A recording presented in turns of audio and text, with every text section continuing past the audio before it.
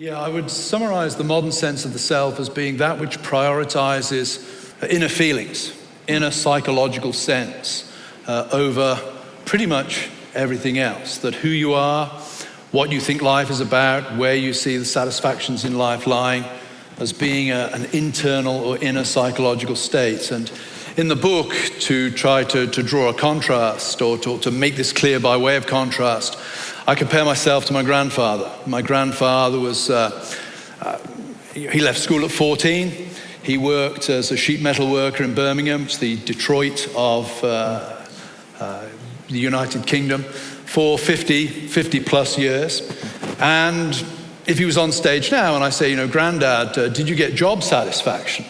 I think my grandfather's answer would be yes. I was paid a fair day's pay for an honest day's work. I was able to put bread on the table for my wife and children, and I was able to clothe them. I was able to meet my obligations.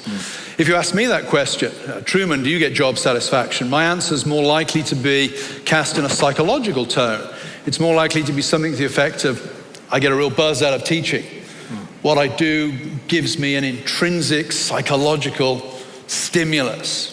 I love being in front of a class of kids and explaining a difficult concept and seeing the light bulbs go on as they grasp what I'm saying. And if you contrast those two, I think there's a sense in which my grandfather and I live in two different worlds. For my grandfather, his sense of self was outwardly directed. His satisfaction came from what he was able to do and accomplish for other people. For me, my sense of satisfaction comes from how my life serves, for want of a better term, my own emotional or sentimental interests. It's a long story as to how we've got there. I think it starts, one could argue it starts sort of in the Reformation.